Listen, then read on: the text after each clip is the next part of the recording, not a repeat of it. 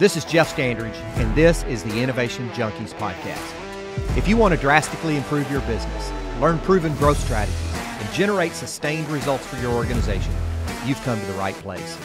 Over the next half hour, we're going to be sharing specific strategies, tactics, and tips that you can use to grow your business, no matter the size, no matter the industry, and no matter the geography. Weekly, we'll bring in a top mover and shaker, someone who's done something unbelievable with his or her business, and we'll dig deep. We'll uncover specific strategies, tactics, and tools that they've used to help you achieve your business goals. Welcome to the Innovation Junkies podcast.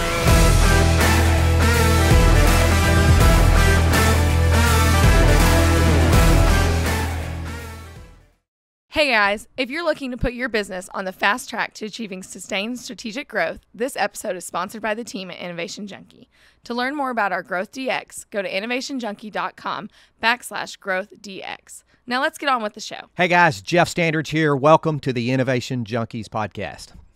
And this is Jeff Amorine. I'm glad to be back. We got another great guest today. Who have we got, Jeff? Yes, we do, guys. We have Scott Howe with us today. Scott is the Chief Executive Officer of LiveRamp, the leading data connectivity platform for the safe and effective use of data. I got to know Scott a number of years ago when he joined Axiom Corporation as the CEO. And Scott has a phenomenal career, educated as an economist. Actually then went on to get his MBA at Harvard. Has been in a number of startup companies and large enterprises, including Microsoft, Aquantive. His team's built one of the world's largest digital agencies, Avenue A, Razorfish. Pioneered people-based media buying through Drive Performance Media that then became known as the Microsoft Media Network. Just all-around great guy, fantastic leader, a strong innovator. Scott, we are tickled to death, as we would say here in the South, to have you with us today. Well, Jeff, it's great to join you today. It's a real pleasure. And as I mentioned earlier, I feel like we should flip the microphone and I should be interviewing you, because when I think about innovators, I think of you, not me. Wow. I appreciate that. You're very gracious. I appreciate that. But we're very excited to have you. You know, we didn't tell you this in the beginning, but we like to generally have a random musing, something that we just kind of throw out there and say, what are we going to muse on here to start with? And today's random musing is your favorite summertime activity. Oh, wow. I'll tell you what I did last weekend. I have this place that has a cement tennis court and basketball court, and it's just fallen into disrepair. So I got on my hands and knees. I laid 10,600 rubber tiles and turned it into the be-all, end-all sports court. It's got tennis. It's got basketball. I set up one of those big basketball hoops for my boys. It's got shuffleboard for me, because I'm like an old decrepit guy now. Wow. And so my prediction for this summer is me and my family, we're going to spend a lot of time enjoying that sport court. If not, my knees and back are going to let me know that it was a waste of time. I started to say, oh, my God, that sounds like an awesome summertime activity. And then I thought better of it. So. I was pretty sore on Monday. Yeah. Oh, I can't imagine. Jeff, how about you? Yeah, I was just sitting here trying to contemplate that. I would have to say that I really like trail running in the summer, and really it's year round, but particularly now when it's pretty hot out, most of those soft surface trails are covered, tree covered and whatnot. And I don't go as fast as I used to. It's kind of a combat shuffle, which is sort of old warrior's definition of barely a jog. But I love doing that. I love trail running, and I'm glad to be back into it. Fantastic. Well, I love cycling. It's really more of my favorite wintertime activity or fall, spring activity. During the summer, it's got to be spending time on the lake, Greers Ferry Lake, on the pontoon with the kids and their significant others and my wife as well. So that would be mine. Scott, let's talk a little bit, just kind of give our listeners some background on Scott Howe, maybe a little bit of a discussion of your career and kind of how you came to be where you are, just quickly, if you don't mind. Sure, Jeff. I've somehow become a data guru, and that was never my intent. But it's the old cliche that long journeys are best divided into short steps, and I've taken a lot of short steps to get to this point. Started out in investment banking, which taught me analytics and numbers and a work ethic. Then I went into management consulting at the Boston Consulting Group. It had a reputation of being a real analytics-driven shop. They sent me to Australia, where I worked on Qantas Airlines, their route profitability systems and yield management systems, massive amounts of data. And what I realized is that companies that had data made better decisions than those that don't. And so at the time I said, are there any industries that have massive amount of data? Well, the internet. It was just starting in the mid-90s. So I joined a startup called Aquantive. Our tagline was know what works, and it was all about the data. A few years later, we were acquired by Microsoft, and I spent time at Microsoft running a lot of their data businesses, Microsoft Advertising. And what I learned is data is only as good as your ability to stitch it together, which required identity. And a company called Axiom was the leader in identity. And so when they called me to see if I wanted to interview for their CEO job in Arkansas, I knew a lot about what they were doing and where it could go. And so lo and behold, here we are. So a little bit about that story. So you came to Axiom Corporation, and that's where we had the pleasure of meeting and working together. I think I was strung out in multiple geographies around the globe, and when that took place. And then this little small company that was acquired by Axiom ended up making some very Axiom made some very strategic decisions, innovative decisions, certainly, that resulted in a spinning off of the original legacy Axiom Corporation and a rising up, if you will, of the company that was acquired, the LiveRamp. So talk a little bit about the process that you went through there, you know, the innovation that's inherent in that, and then what's transpired since then. Well, it's interesting. I'm a big believer in focus. So one of the things you've probably heard me talk about, Jeff, is burgers, shakes, and fries. That, you know, companies need to figure out what their equivalent of burgers, shakes, and fries are, and be really good at that before they start adding McCookies and McSalads and whatever else to the menu. And the Axiom that I joined was super interesting because they were good at a couple things, really good at those things. They were very good at identity. And I thought identity had a chance to really be the stitching, the Rosetta Stone that anyone who used data would need to utilize. That was very much a technology and a data play. The path forward there was about innovation. And then there was a big services business. And we were amazing at Axiom at services, but the services and the technology didn't always go together well. So ultimately, to find each business its own best home, we ended up selling the Axiom services business to IPG, and that services, the data services, the marketing services business, when partnered with an agency services business at IPG, it just accelerated that side of the business. And then on the other side, the technology and the data side, we made an acquisition at Axiom of a company called LiveRamp, which was very complementary. Axiom had an offline identity spine called Abilitech, just a brilliant invention that you were part of bringing to market, Jeff, a couple decades ago. That was the leader. It was the category creator. It was absolutely essential. But as the world became more digital, LiveRamp had kind of a digital and anonymous identity that worked with things like mobile ad identifiers and cookies and IP addresses, and the combination of those digital capabilities with the offline identity capabilities actually really was a tale of 1 + 1 = far more than 2. Fantastic. And tell us about LiveRamp now. What are you guys doing?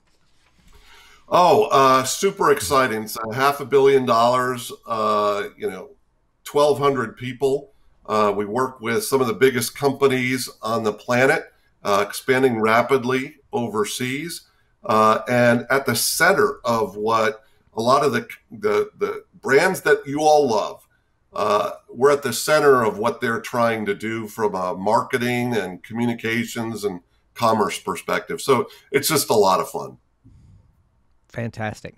Let's talk about just this concept of innovation. As you know, and we've talked about, innovation is what we're about here and what this podcast is about. And talk a little bit about how enterprises and enterprise leaders use data and maybe the intersection of data and innovation. Well, Jeff, I think what you're doing is so important, because when I look at companies overall, and particularly companies in the technology world, they're like sharks. The moment they stop innovating, the moment they stop moving forward, they start dying. And it's a slow, painful death. But all of the studies that I've ever seen is that R&D spend is a precursor to growth. If you invest in innovation and satisfy your clients, then the growth will come. But it's got to be smart R&D. If you remember, I know, Jeff, you're a baseball fan, right? And so there's that old movie like 20 years or more ago called Field of Dreams. And in it, Kevin Costner's walking through the field and he hears if you build it, they will come.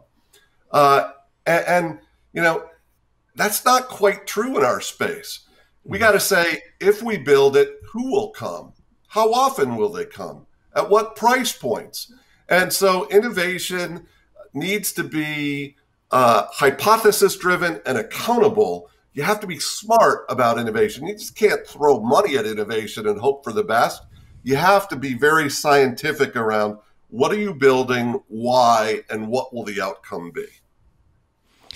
So how do you go about cultivating a team that balances that decision making based upon the empirical evidence versus that more qualitative customer discovery, stakeholder kind of evidence? Well, it's interesting. One of the great myths of business is that innovation stems from the leader. And maybe guys like Steve Jobs, that was true, but name me more. I mean, for every Bill Gates or Steve Jobs, there's thousands of CEOs who, cannot possibly be the smartest person in the room. And I'm certainly not the smartest person in the room when I'm meeting with our team. Innovation doesn't flow top down. Rather, it trickles up from 1,000 sources. And a leader's job is to catch it, to prioritize it, and to harness the power. And I've always believed there are two main sources, two main wells that run deep when it comes to innovation. The first are our customers. Any business's customers. They know where they want you to go. They know what the problems are that need to be solved. And so rather than lock yourself in a dark room and say, what could I do? What's the next big thing? It's much better to get out in the clear light of day, to travel and meet your customers, to get on phone calls and listen to them, and truly hear what it is that they want you to solve. And at LiveRamp, we do that in a number of ways. We have a Voice of the Customer series where we invite customers in. We learn about their lives. We hear about their views. We hear about their pain points. Very similar to what you're doing with your podcasts. But the emphasis of our podcasts are our customers, and the audience is everybody internally, because it sparks innovation to hear our customers talk. We've started up customer advisory boards. We'll bring a lot of customers in at once and then ask them questions around, should we do this or should we do this? Would you like this feature, or this feature? And just hear them talk, hear them help us guide our roadmap. We have an annual customer event called Ramp Up, where we bring, a couple of years ago, it was 6,000 customers together. And we put them on stage to talk to one another.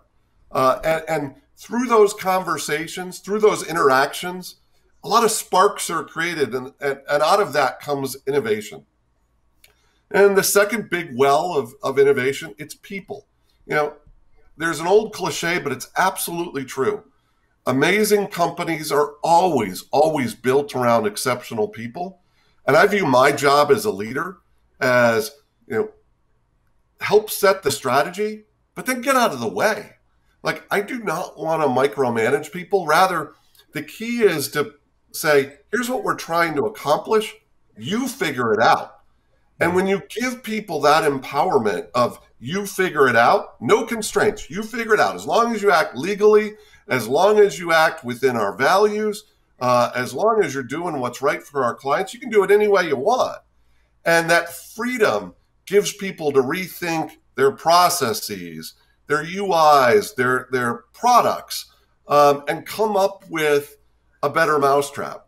And all of a sudden, if it's not one person or a leadership team innovating, but it's thousands of clients and thousands of employees all feeling that it's their job to voice their pain points, it's their job to find a better way, then the magic happens and you start to become a truly innovative company.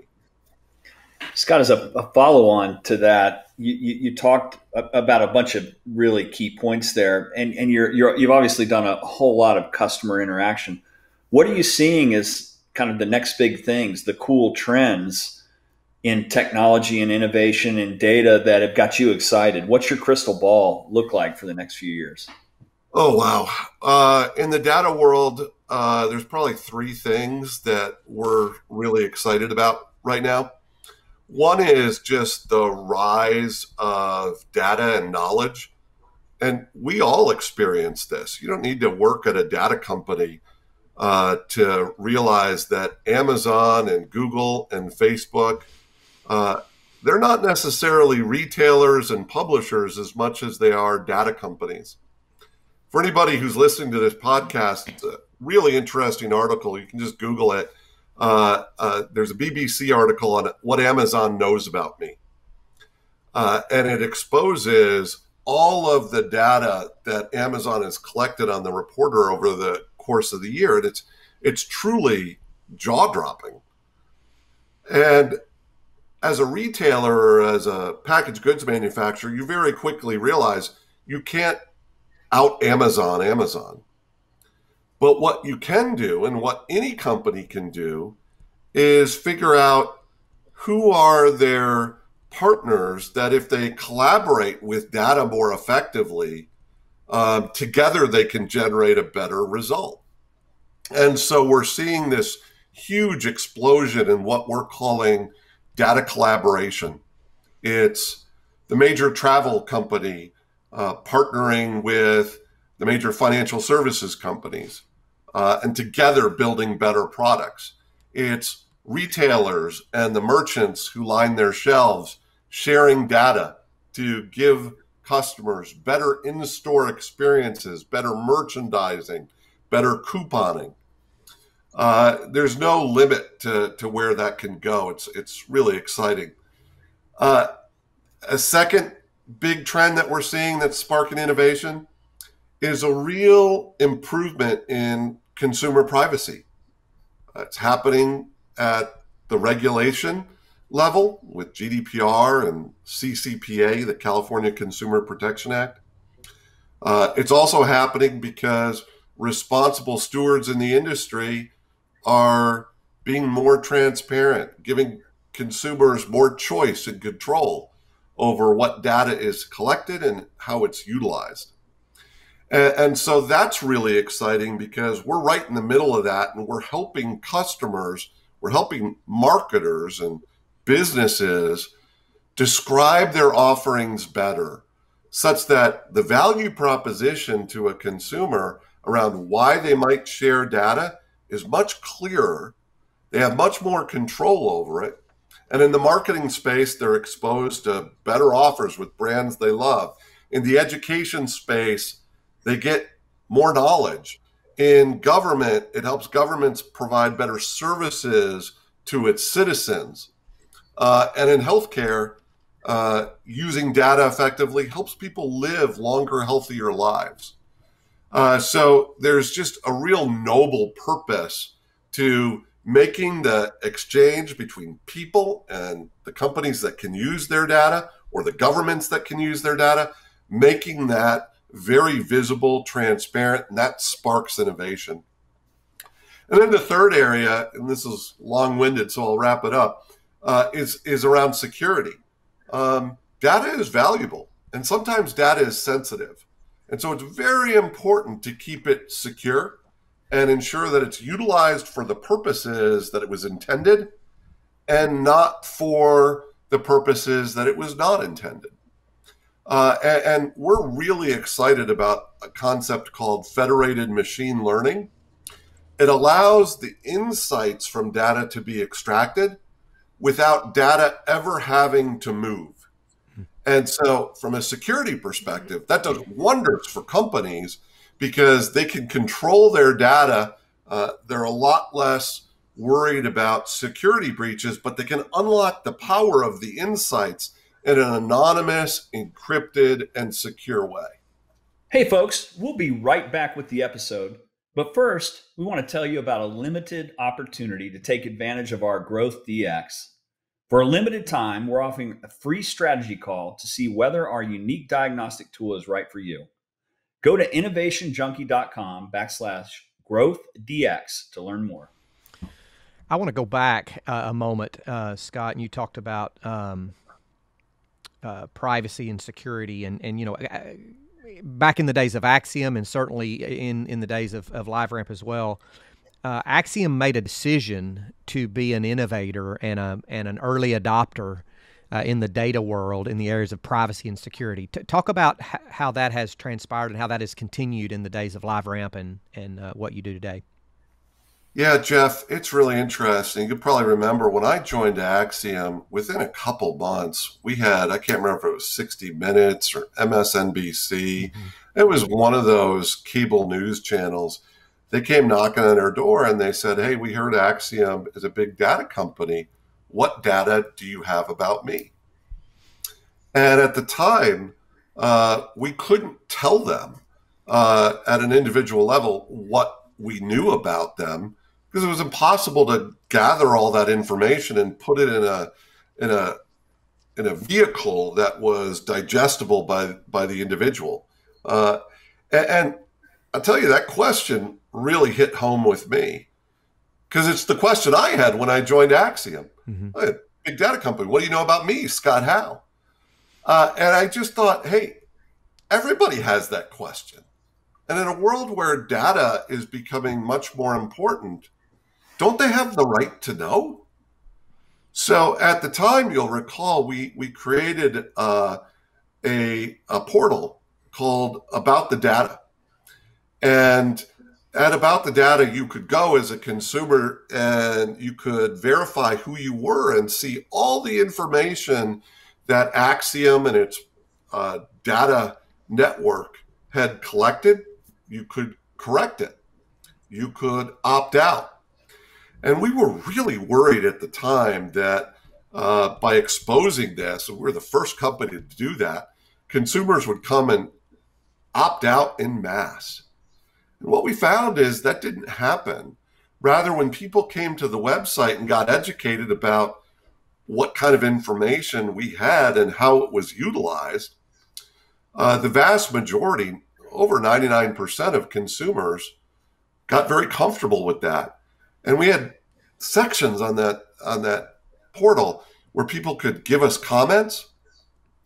And the most common comment we had was, where can I tell you more about my favorite companies because I want to develop tighter relationships with them? Mm-hmm. And you know, the important thing on data is everybody has a different standard. So my kids are really comfortable sharing information.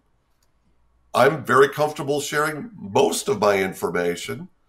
And there are still others who are not comfortable sharing any of their information. And I believe it needs to be up to the consumer to actually express what their preference is and unlock the value exchange that they're comfortable with and know at every step along the way what's collected and why. And the good news is relative to, 10, 20 years ago, that is exactly the direction that the data world is heading in. The net, it's going to shake out the illicit players and it's going to spark innovation amongst those who have noble intents. What role, if any, do you see blockchain playing in some of that, the decentralized control and more individual control of their data? I'd really be interested in your thoughts around blockchain.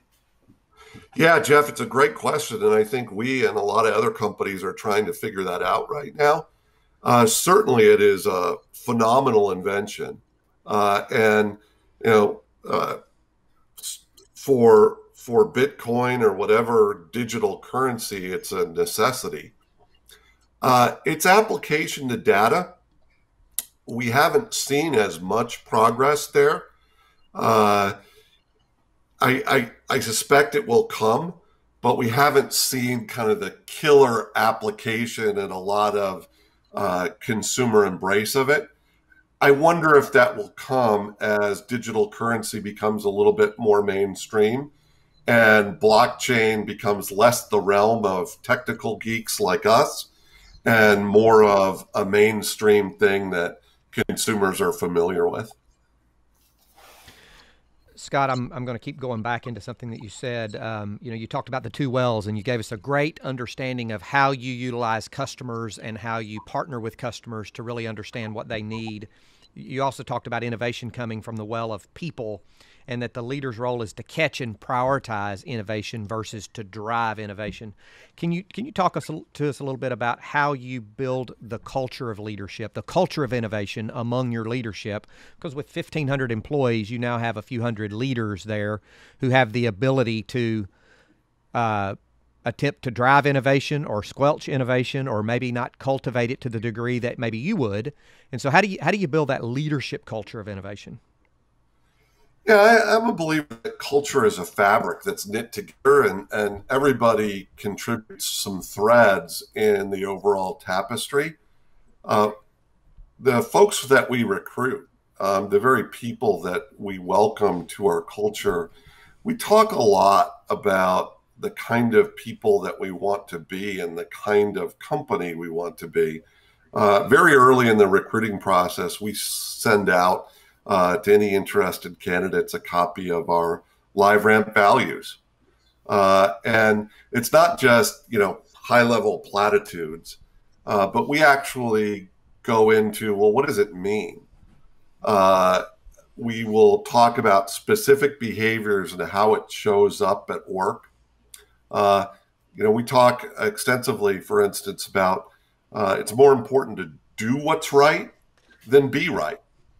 And then we talk about, well, what does that mean? And it means that we give people permission to make mistakes of good intention.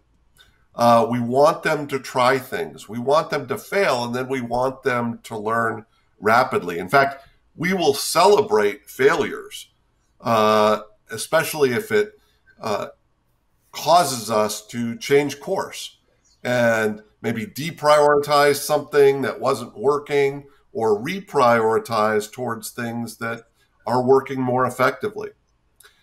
From the moment that someone comes into our organization, in our training and onboarding process, we talk about transparency and what we value and how we want people to interact. And again, we want people to speak their mind. We want them to deliver unvarnished versions of the truth, because we know that, anything other than that just creates bureaucracy and opacity when we want to move fast and we want transparency on how everything's working. So it starts in recruiting, it continues with onboarding, and then it culminates with what we reward. We celebrate people who take chances. We find ways for them to take chances. Several times in the last couple of years, team members have come up with a great idea, oftentimes sparked with a client, and we've said, okay, that's a great idea. Spin up a team, we'll put it in incubation and see where it goes.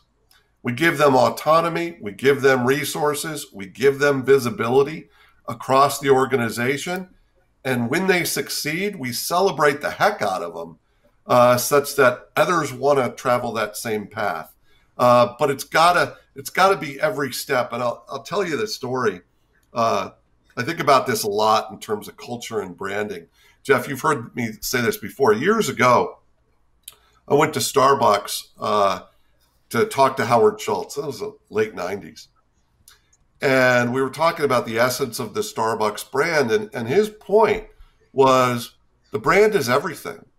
Mm-hmm. It's how you merchandise the store. It's the smell when you walk in. It's how the baristas greet you. It's the quality of the coffee you drink.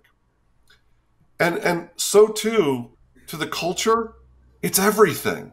It's all these little pieces. And if you don't focus on all of them and make them consistent, then the culture starts to fall over. It starts to become disconnected. It starts to become inconsistent. And that rips an organization apart.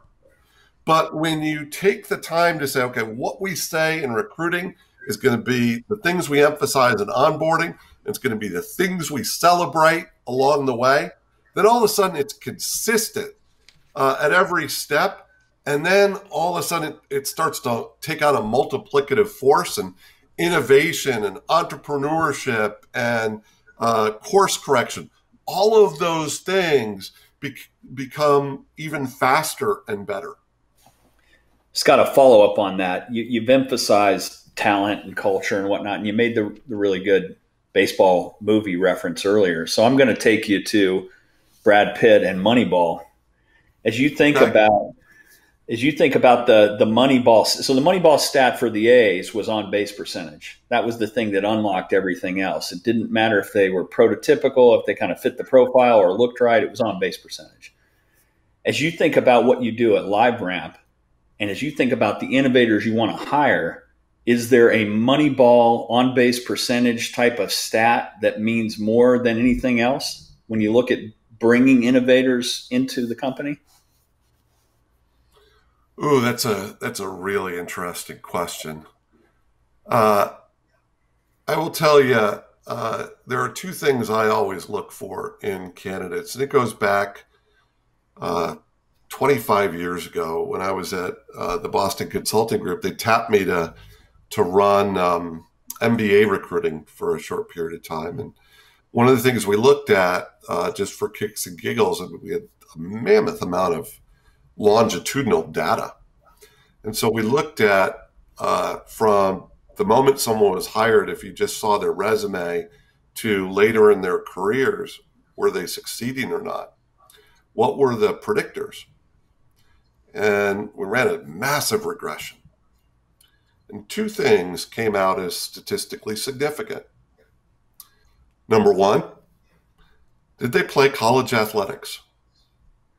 And, the theory behind that was there's some degree of being in a team environment or an athletics environment that teaches you persistence, hard work, teamwork, collaboration, a whole host of things that are really important to navigating a modern organization. And the second thing was an indication of math prowess. GMAT score, SAT score, it didn't matter. But just something that suggested you were off the charts mathematically. And our interpretation of that was that might be an indication of what I would call kind of quick twitch smarts. Have you ever had a conversation about a colleague and the words used to describe that colleague are, he or she just gets it. You're having a conversation, they immediately get it and they run with it and they build on it. Yeah. And I don't know what that is, how to describe it, but I've always said it's quick twitch. And boy, when you find someone who knows how to work as a team and also has quick twitch smarts, they can change the world because they make everybody around them better. They take someone else's idea and they polish it. And they say, well, what if you did this? Or that's interesting. What if we layered in this? And then all of a sudden, the idea is iterate and become better and better and better over time. So, great question, Jeff. I haven't thought about that in 20 years, but it's always those two things that we look for. That's gold. That is definitely gold. A rapid dot connector and somebody that has been through a team environment and competitive sports. Those are gems. Thank you for sharing that.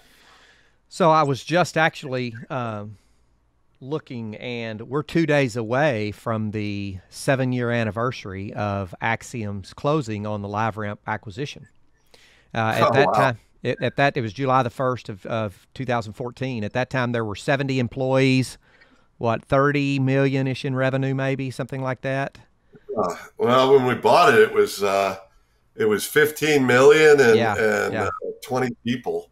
Yeah, and now it's 1,200 and 500 million. So and it's a nice success story. And so it is a nice success story. So tell us, what are your burgers, shakes, and fries? We not a whole lot different than what you probably remember, Jeff. It starts with access to data.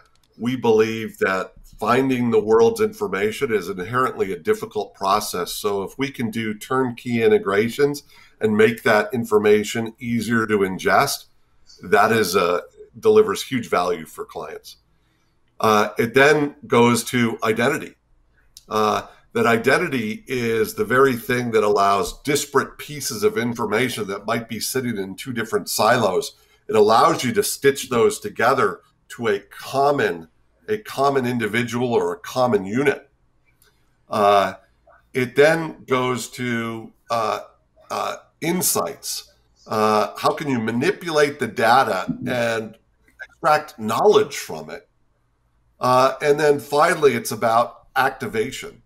Of how can you utilize the data in the moments that matter and make that very easy and determine what it means. And, oh, by the way, do all that in a private, secure, encrypted methodology such that data is treated sensitively and appropriately. But all of that, we believe, is a very specialized set of skills, and the world is really well served when a player like us provides those services across the industry such that they're predictable and portable across different folks in the industry, and it all becomes interoperable. Everybody can work with one another safely and securely and extract the power of data.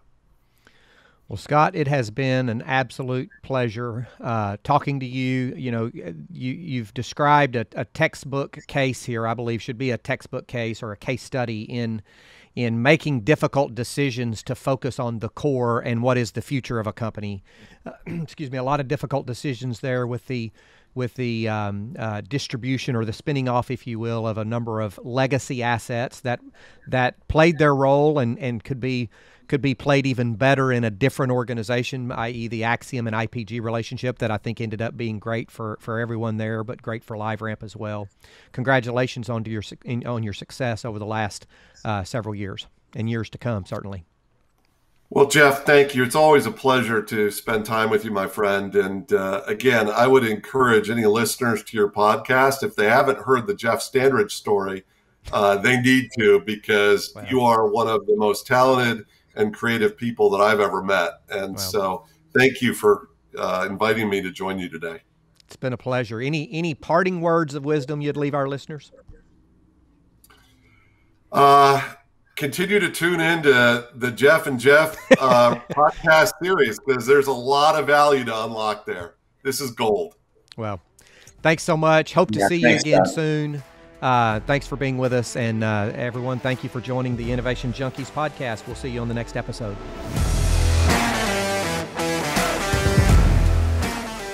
Hey folks, this is Jeff Amrine. We want to thank you for tuning in. We sincerely appreciate your time. If you're enjoying the Innovation Junkies podcast, please do us a huge favor. Click the subscribe button right now and please leave us a review. It would mean the world to both of us. And don't forget to share us on social media.